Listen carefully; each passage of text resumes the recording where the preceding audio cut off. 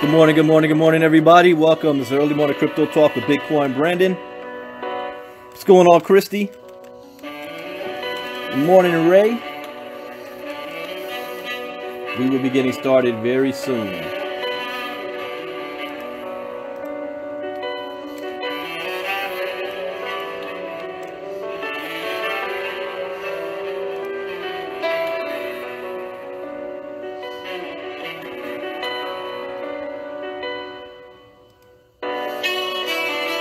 Glad you enjoyed it, my foos. What's going on, Shane? Adrian?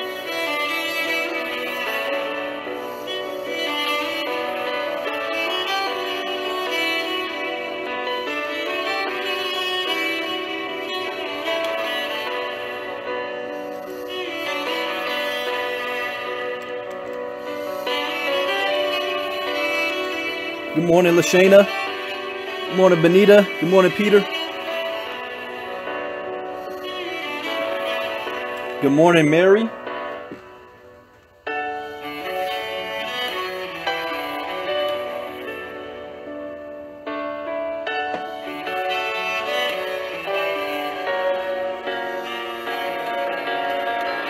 Yeah, Christy, you're going date night tonight, huh? Black Panther. I saw that movie last night. All I can say is a great movie. Great movie. Powerful movie. Good morning, Mia from Canada.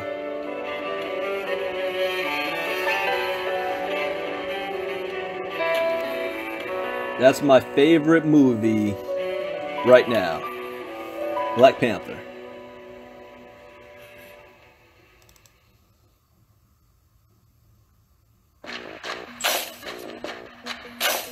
You guys excited? Today is Friday. Thank God it's Friday. The week is finally over. You have freedom. Go see Black Panther. I'll say it again. Go see Black Panther. Great movie. Great message. All around. Everybody would enjoy that movie. I'll be seeing it again. A couple of times. That's a movie I'm gonna throw my money at. Great job on that movie. What's going on, Kevin from Pittsburgh? Anthony, good morning. I see my little cousin Kelly has snuck up on in here. Good morning, Kelly. Happy belated Valentine's Day to everybody. Good morning, Jeff.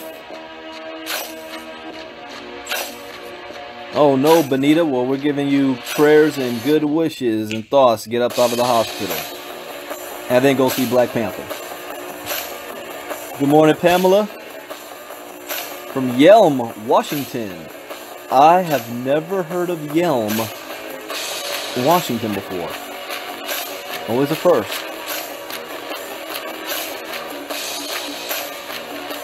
We got a couple of fun topics we're going to talk about this morning. Rashawn, good day to you as well.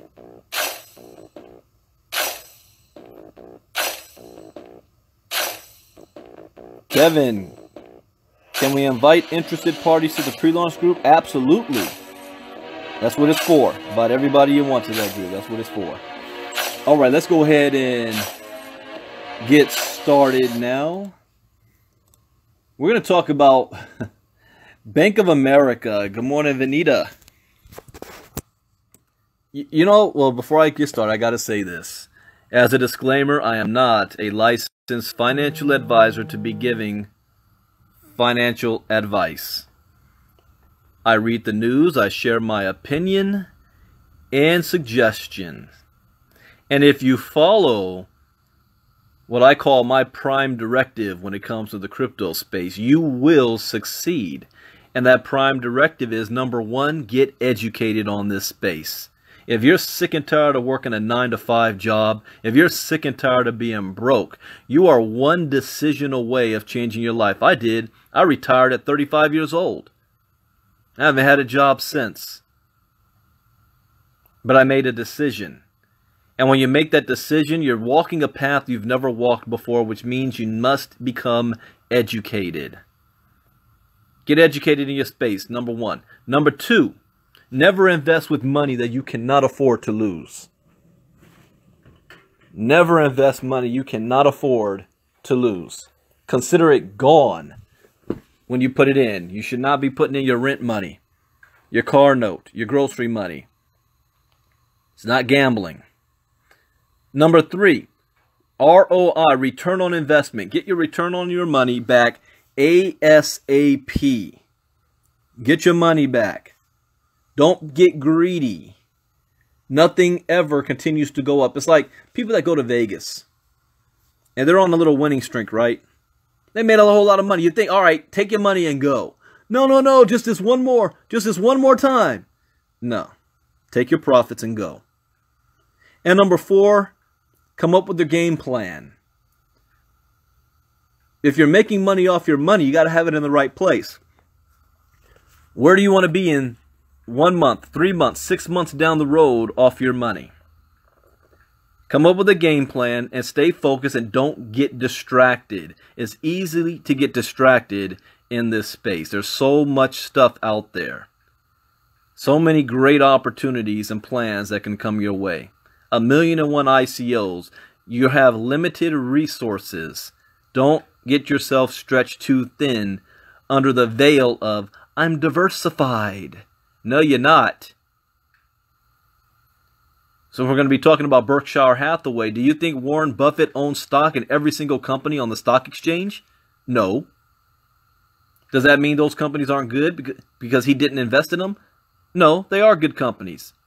He's sticking to his game plan, and we're going to talk about him in a moment. Good morning, Mr. Hamlin from Sweden. Rosendo, good morning. Darnell, good morning.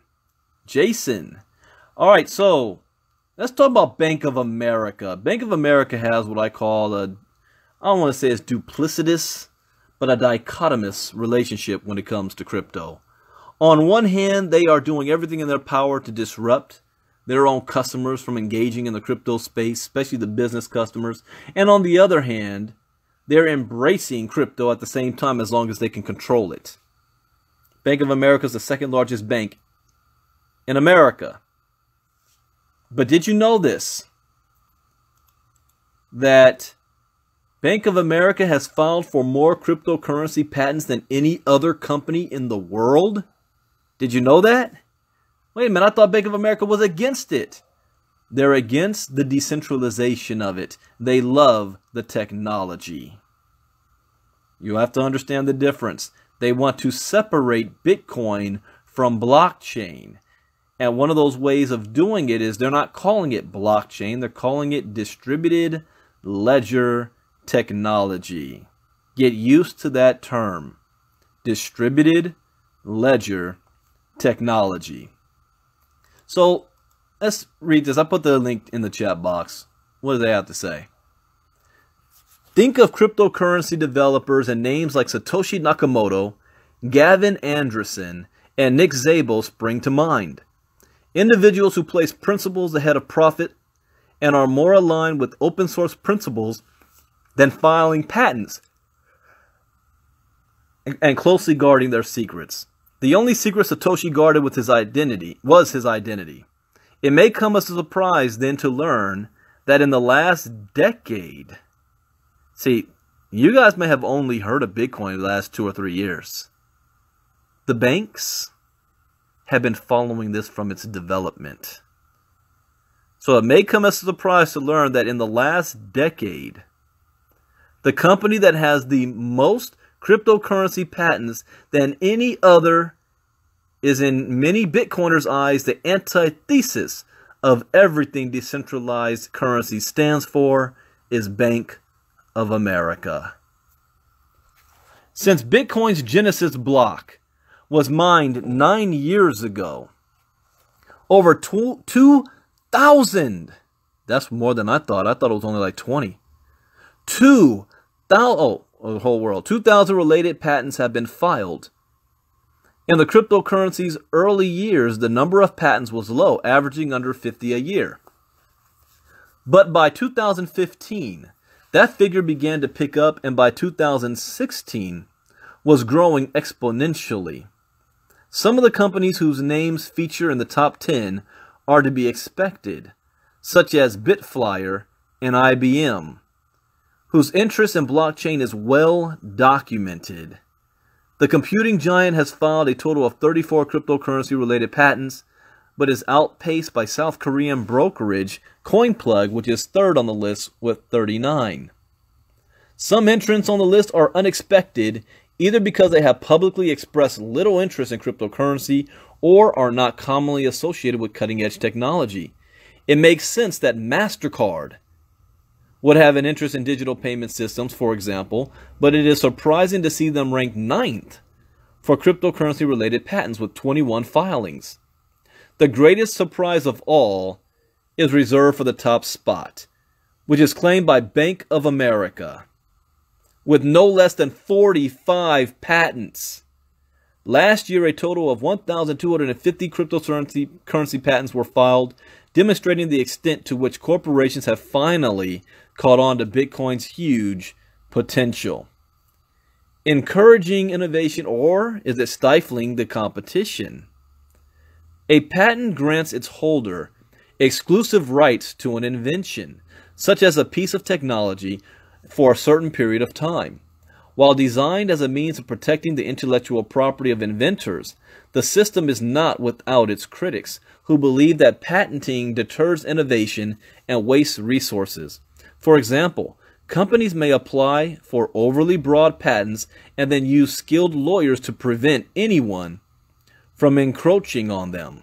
Certainly, patents weren't the first thought of the cypherpunks who sought to make the internet a better and safer place through developing cryptographic tools and later cryptocurrency. Okay, in layman's terms, here's what they're saying here.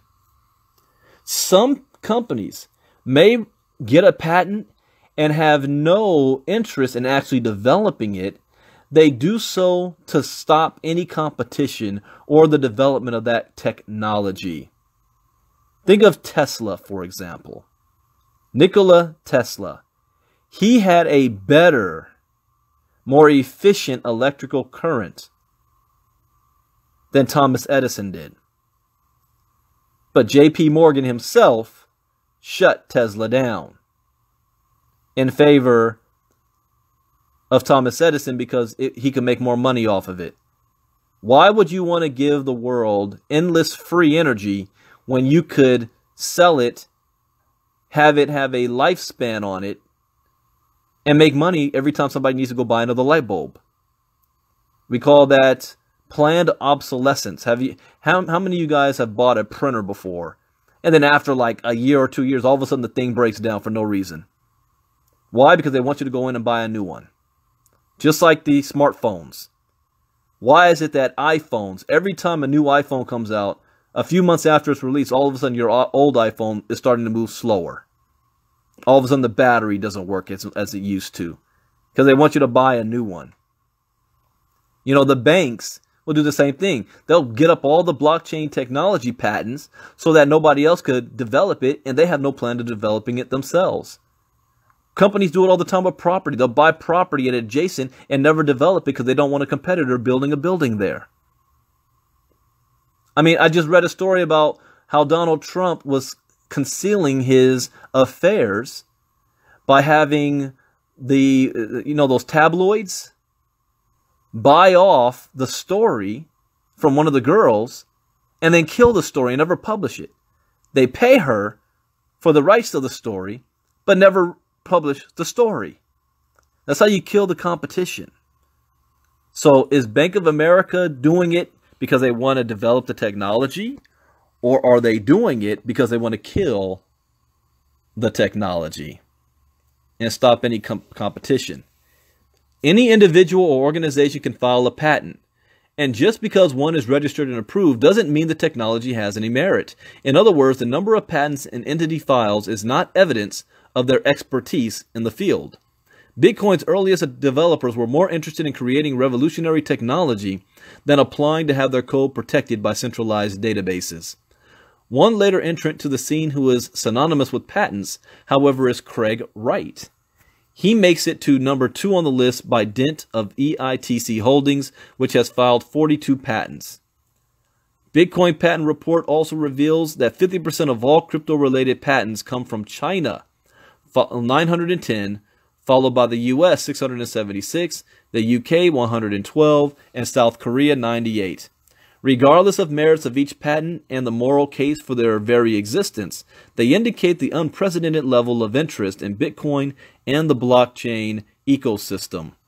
From insurrection cypherpunks to the largest corporations, everyone now has a stake in the game. So that is the question. What is Bank of America's motive? I already know part of it is they want to develop their own DLT, distributed ledger technology, that is centralized, that is controlled. All the mine, all their own personal coins is already mined. The public has nothing to it. They can control it. So they need the technologies. That's why they got patents. And also they're using it to stop any competition. That's what they do. All right, let's go on to the next article. And this is very important because people send me messages all the time. And it's always, you know, when people are just now getting into this game and they're excited about it, they're learning about it. And then all of a sudden, they start talking to people about it, and somebody decides to throw eggs in their face. Oh, you talking about that Bitcoin? Man, that's a scam. That's a Ponzi.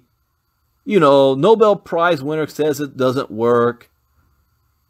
The Wolf of Wall Street says it's a dirt coin. It's not going to work. You know, one of the richest men in the world, Warren Buffett, says it's a scam. And then they come running to me with these articles and, oh, what do you think about this? What's your opinion on it? You always know you're new to the game. When you're educated, none of that will shake you. Because it always comes down to who are you listening to? If you listen to the mainstream media, you will lose in the crypto space. In December, when the price of Bitcoin was going all the way up to $19,000 and more, the media, Bloomberg, Fox Business, oh, you don't want to miss out on this. Buy, buy, buy. Get in on the crypto craze. And they're telling everybody to buy when the sucker's at $17,000, $18,000 a coin.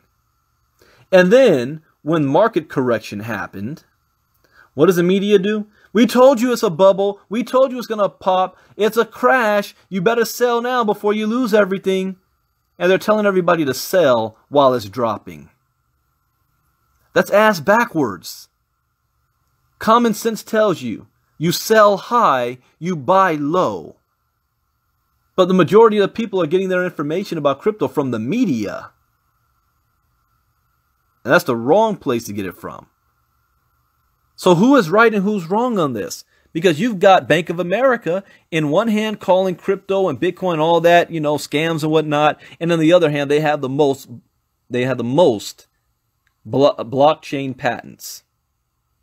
Then you've got Jamie Dimon, who is running his mouth about Bitcoin is a scam. Somebody's going to die. He's going to fire anybody trading it from his company. And then 2 days later, he goes in Sweden's exchange and buys the most Bitcoin assets in the world worth millions. Got sued and lost. Charged with fraud, market manipulation. You've got Bill Gates, the richest man in the world, saying Bitcoin can't be stopped. You've got Mark Cuban says Pandora's box has been opened. You got John McAfee, who says the genie is out of the bottle. It can't be put back in.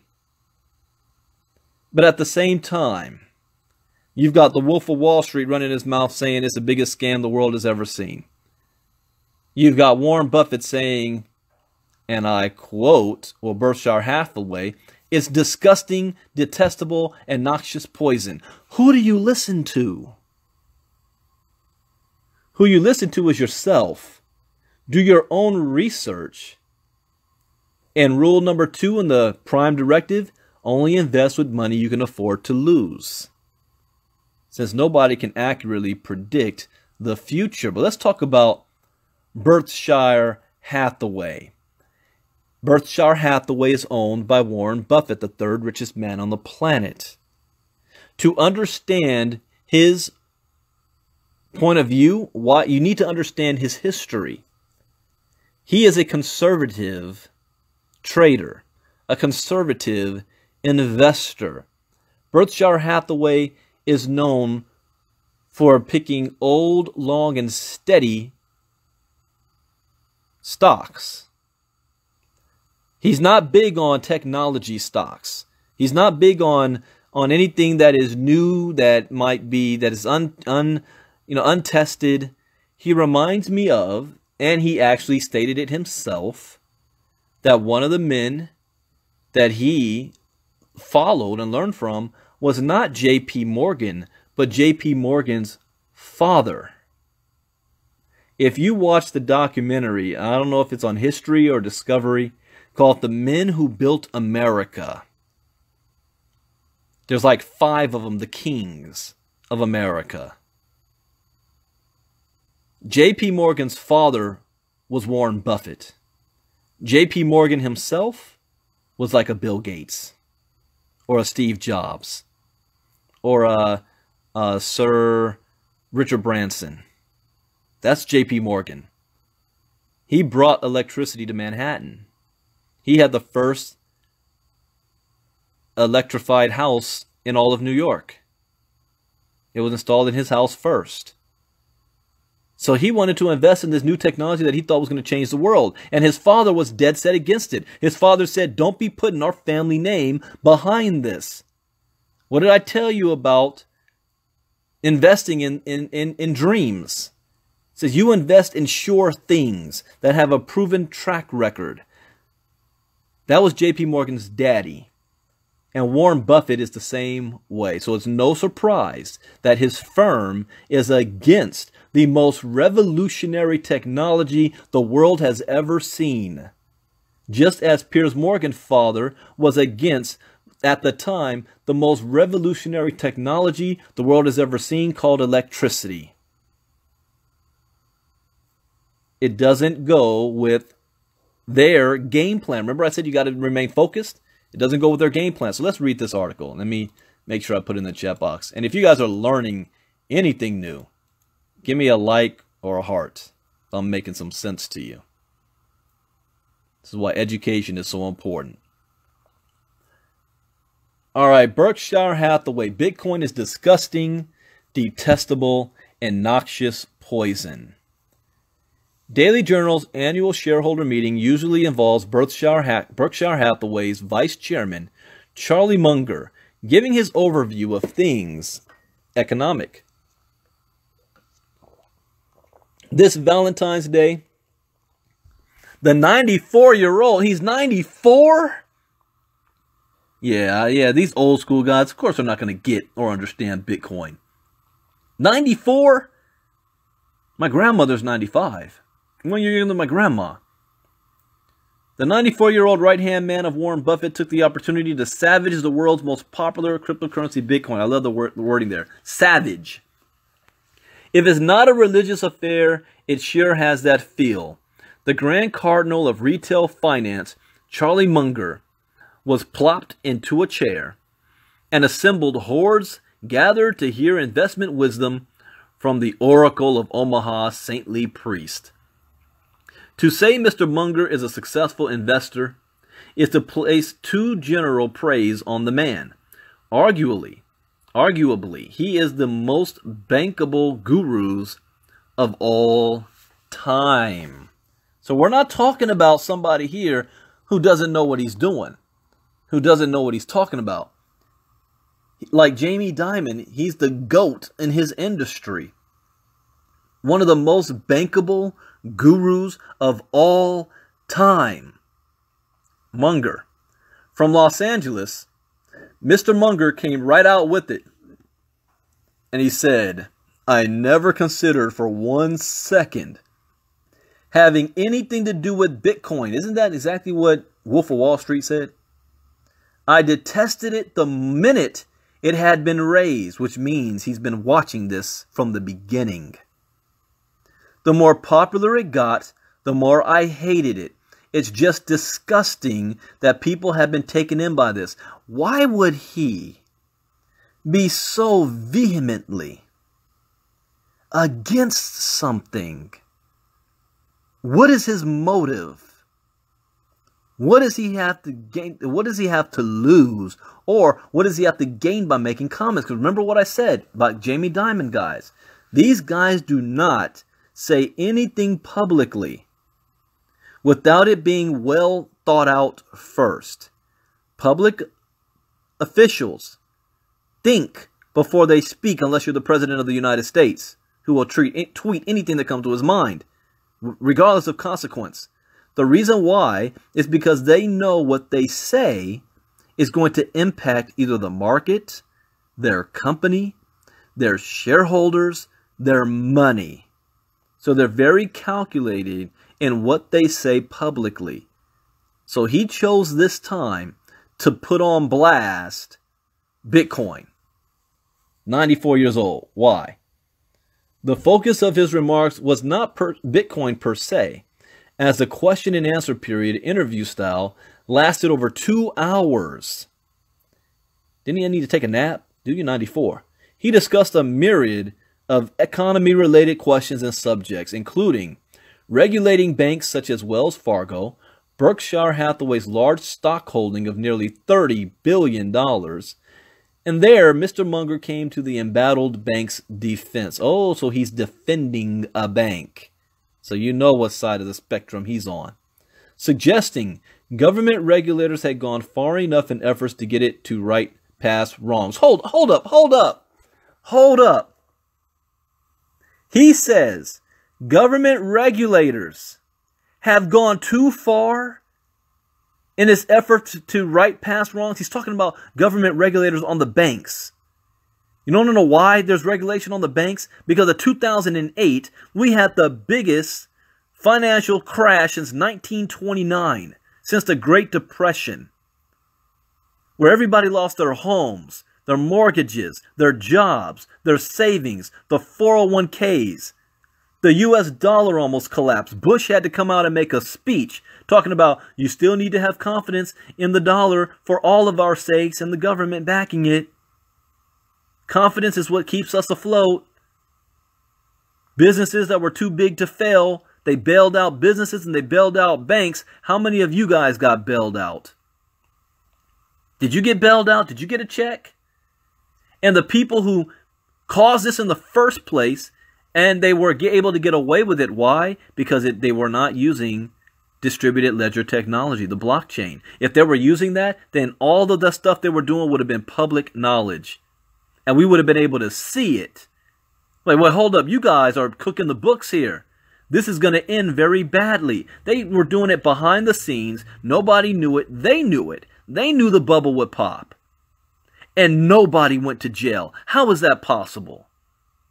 And so the government says, okay, we need to make sure this doesn't happen again. So we're going to regulate you banks so that you don't do nothing stupid like this again because of greed. And what does little Mr. Charlie Munger say? Oh, I think the government regulators have gone too far to right the past wrongs. Says, indeed, Mr. Munger suggested regulators had done too much. Wells Fargo was accused of creating fake accounts to buttress numbers, adding automobile insurance charges to customers who didn't ask, and monkeying with mortgage extensions. Nobody goes to jail for this, and this clown is upset that the regulators are doing too much on the banks. At the same time, they want Bitcoin to be regulated. Get the F out of here with that. You know, if I was in the room with him, I'd give him a Ric Flair chop to the neck. Let me continue here. Getting myself all heated up over this. These rich guys, they live in their own world, their own bubble. They don't care about none of us. We're nothing to them but numbers, an asset. When it came to Bitcoin, however, our more relaxed approach is wrong, he spat. So hold up. You want a relaxed approach to regulation on the banks that have proven to screw us over, but you want strong regulation on Bitcoin that is actually helping people. The problem? The wrong people are getting rich. That's the problem here. We're not part of his crew. We're not down with his posse. We're not his clique. He says, the right answer is to step on it hard. It's the government's job. If this is not the most hypocritical, one of the most hypocritical men in the world, he can sit up there with a straight face after everything the banks did to screw us over, and say the government needs to be more relaxed on the banks, and then turn around and say the government needs to put its foot on the neck of Bitcoin. He calls it noxious poison. He seemed to approve of alternative payment systems such as WeChat, the popular smartphone application based in China. But Bitcoin, he said, was an affliction of everyone wanting easy money and hope to God the future generation doesn't embrace it as it is totally asinine. Where were you all through 1998 to 2007? Where were you during that whole mortgage thing when the banks wanted easy money? You're worth billions, dude. How'd you get that money? Man, this stuff pisses me off. Because these are the people that have the money to pay the politicians and lobbyists that screws us over time and time and time and time again. Berkshire Hathaway stock price trades routinely at over $300,000, and that's not a misprint. The firm is notoriously tech-phobic, having sat out plenty of the technology boom over the last quarter century. What did I tell you about that? Mr. Munger has been involved with the company for over 4 decades. It's time for you to go. And it's guys like this that live the longest, too. These ornery, rich guys. I mean, they just never die off. It's like they're ingesting their blood with money. You know, I don't know what it is. But he's been over with the company for over 4 decades, championing value investing, looking long-term at good companies an investor can understand. That is J.P. Morgan's father right there. These guys come from his school of thought. Think about it. 94 years old. He was born in the 20s. This dude was around during the good old heyday before regulation. For seasoned investors such as Mr. Munger, Bitcoin is too abstract.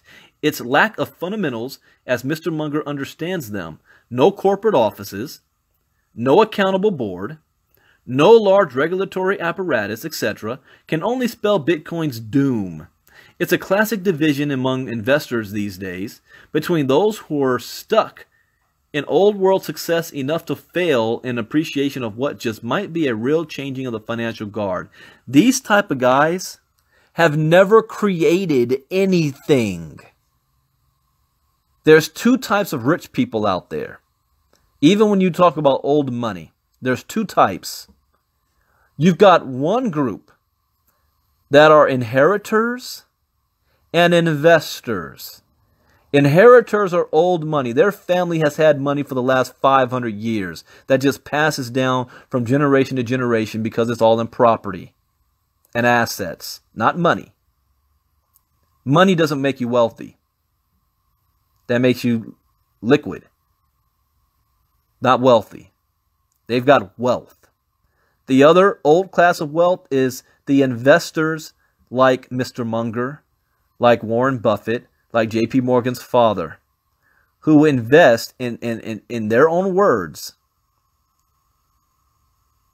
Let me see it. Good companies, long-term good companies that an investor can understand. Tried and true, tested. Then you got another set of rich folks. These are the Bill Gates, the Sir Richard Bransons, the Mark Cubans, the Mark Zuckerbergs, These guys created something out of nothing. So that old rich guys like Berkshire Hathaway might invest in. But they create something out of nothing. And that crew of people love Bitcoin. Whereas the other crew hate Bitcoin because they can't control it. So, it's a classic division among investors these days between those who are stuck in old world success enough to fail in appreciation of what just might be a real changing of the financial guard. All right, that article pissed me off, but it was a good one. So that you understand, these people have power. They have control. And they see Bitcoin and blockchain as a threat to their control and status quo. They control the governments. Those who control the purse strings control the world. And these people control the world. And they see Bitcoin as an existential threat to their way of being. So I'm going to switch gears now on this article that talks about J.P. Morgan. Jamie Dimon. He's also considered the GOAT. Greatest of all time in the banking industry. He didn't get to where he is by luck. He is one of the smartest men on the planet. So when he says something, you always got to look at not what he's saying, but what his motives are behind what he's saying. This guy is already a documented and proven liar, thief, and manipulator. He's already been tried and found guilty of fraud, manipulation, marketing fraud. Already been several times. Never gone to jail. He's a billionaire in charge of the largest bank in the world, J.P. Morgan Chase. He said Bitcoin was a scam. Bitcoin was a fraud. That you're stupid if you're involved with Bitcoin. And then was charged with market manipulation because he bought the dip. But he's seemed recently to have a different tune publicly. Now, what he's saying now is how he truly has always believed. He's never believed Bitcoin was a fraud. He's never believed Bitcoin was a scam. He has a purpose why he said all of that. So let's read this article and let's see what comes out from this article, because lately he's all up on Bitcoin now. You have to ask, why the change? There never was a change. It's just a public change in policy for J.P. Morgan. So J.P. Morgan changes tune and says Bitcoin-based ETFs are the holy grail. Now, hold up. How you go from it's the biggest scam of all time and people are going to get killed over it to just a few months later, you're now calling it the holy grail. What? Did you have an out-of-body experience?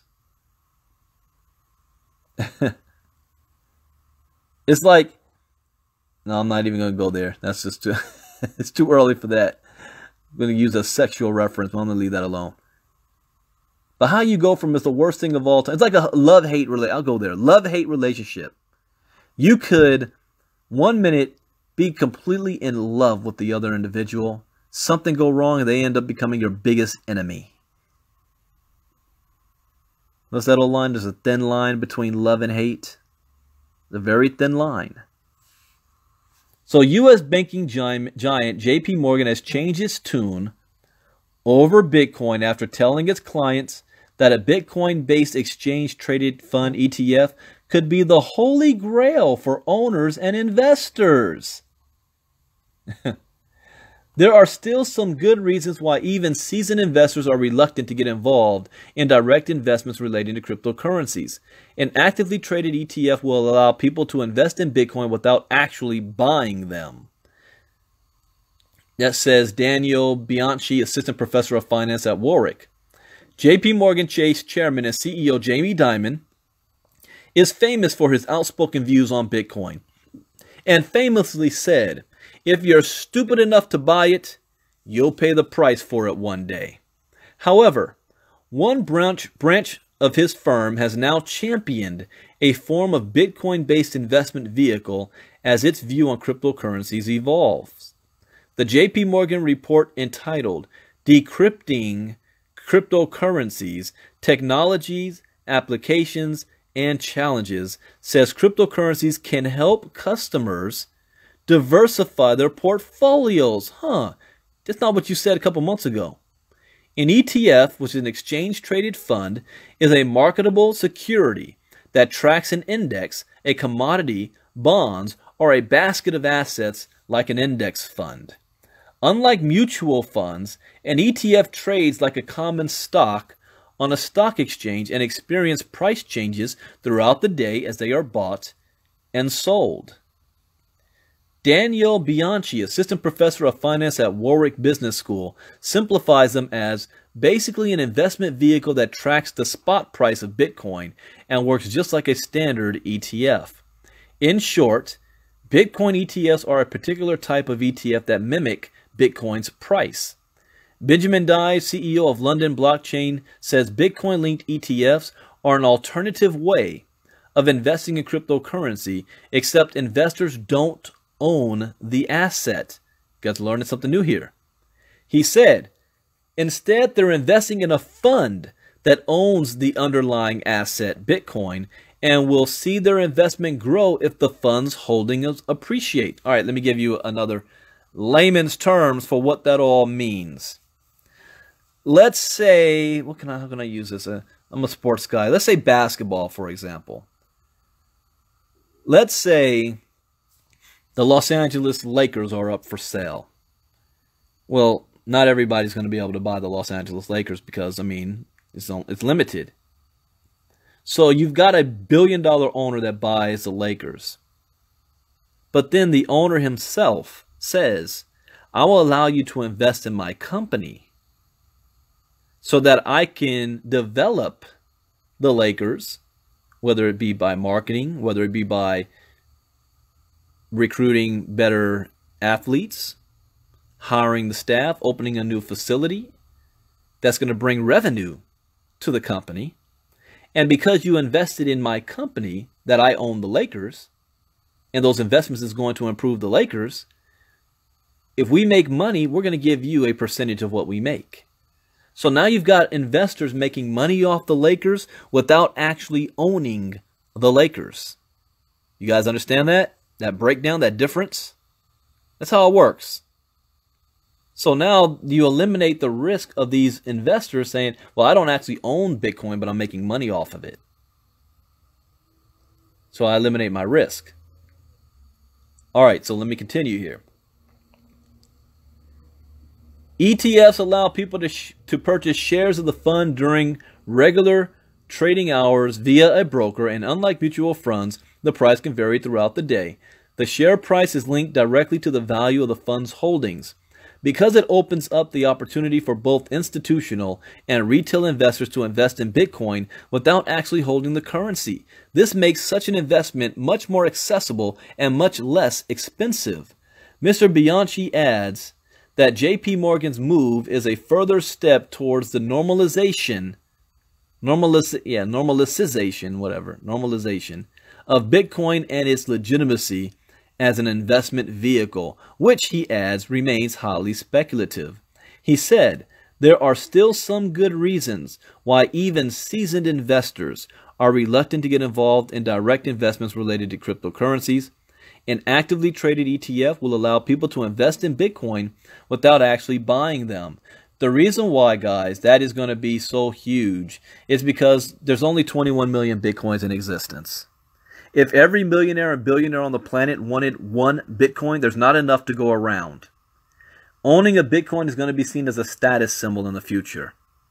In fact, if you own, 1.134 Bitcoin of a Bitcoin, you're in the top 30% of Bitcoin owners in the world.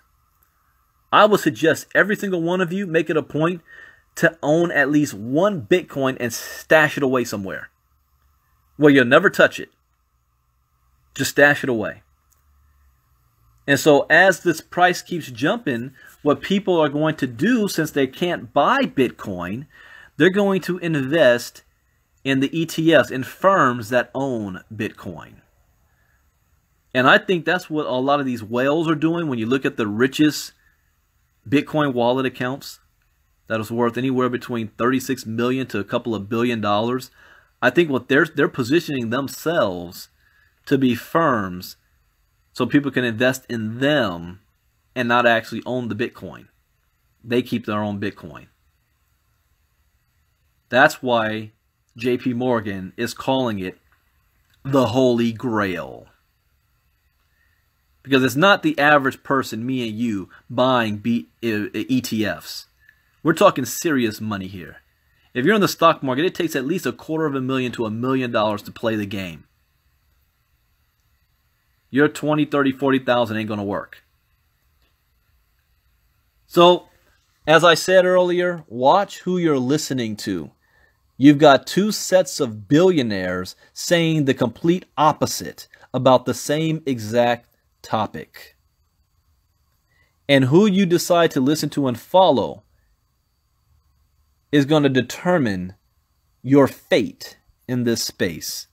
Which is why I don't listen or follow nobody in the cryptocurrency space.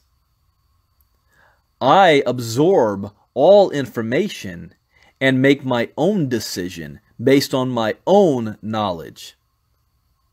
Just because something is in an article or newspaper doesn't mean it's correct. Just because a billionaire calls Bitcoin a fraud doesn't mean it's right.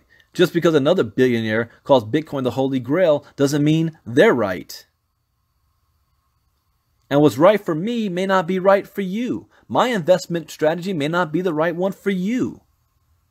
This is why you've got to get educated so that you can come up with a good investment plan and strategy for yourself. Which is why our company is going to hold your hand to teach you the basics and knowledge of cryptocurrency and how to maneuver in this space. So now that you're knowledgeable, you know what to do.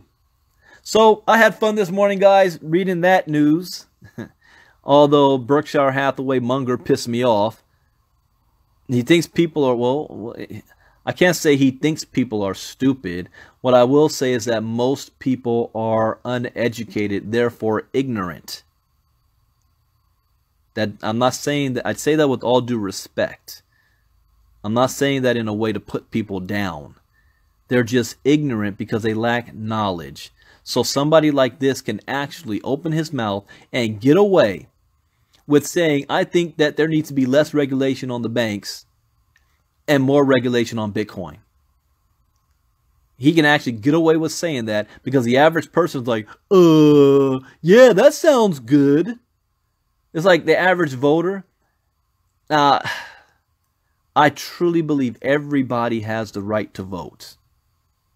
Every American has the right to vote. However, I do not agree that everybody is qualified to vote. That was a big debate when I was at Morehouse College. I do not believe everybody is qualified to vote. There's too many ignorant people out there voting and have no idea what they're voting for or about, but they saw a soundbite on TV from some politician promising something. Oh yeah, he's going to save me. Like when Obama got elected, and I saw the news of people out there going, Obama's going to pay my bills now. We have a black president. I ain't got to go to work no more. What? Sit your ignorant butt down. Don't speak. You got Trump voters. I hate Obamacare, but I'm glad I got my ACA. What? Obamacare is the ACA, fool. It is the Affordable Care Act. That is Obamacare. They fooled you because they knew you didn't like Obama, and anything tied to his name must be evil and bad. Therefore, you will vote against it, and you're voting against your own freaking interest. So all I'm saying, just like the Bitcoin space, one of the biggest problems I have with the Bitcoin space is that everybody has access to it. It's its greatest thing and its worst thing at the same time. I don't want my broke-ass cousin Pookie down the street getting involved in Bitcoin. He's not qualified to be in this space, and he's only going to hurt himself and the rest of us by dropping 20 grand, not knowing what's going on. He loses it and then turns around and calls everything in Bitcoin a scam. All right? That's all I'm saying. Education is power. Educate yourself. And I'm not being political on one side. I'll call it out the Obama supporters and I'll call out the Trump supporters. I'm just talking about people in general. Like Greg said, people are sheep. Whether you're a Democrat or you're a Republican. Sheep. Don't even know what the heck's going on. Voting against your own freaking interest. Because it sounded good on TV. And they played to your fears. Alright guys, enough of me preaching this morning. I got work to do. Have a great Friday. Go see Black Panther. I will be seeing it again. I saw it last night, first showing, and it's already sold out the rest of the weekend, so I got to wait until Monday or Tuesday, or I might have to go to another theater somewhere in another city, see if I can get in. But that was an awesome movie. I was smiling from beginning to end. Great, great movie. I highly advise it. They should send me a royalty check for that. So with that, guys, you guys have a great day. See you on, there is news tonight. I know tonight for Late Night Crypto Talk, I want to cover U.S. regulator warns against pump and dumps and advises how to buy crypto. So you want to know how to buy crypto from a regulator's perspective? I'm going to cover that tonight. And also, trader at Chicago firm stole millions in Bitcoin, faces a 20-year sentence. I'll cover that tonight as well. And no, I did this yesterday. Markets up, recovers to test $10,000 area. I think I covered that yesterday. So with that, have a great day. God bless. Bitcoin Brandon out. Bye-bye.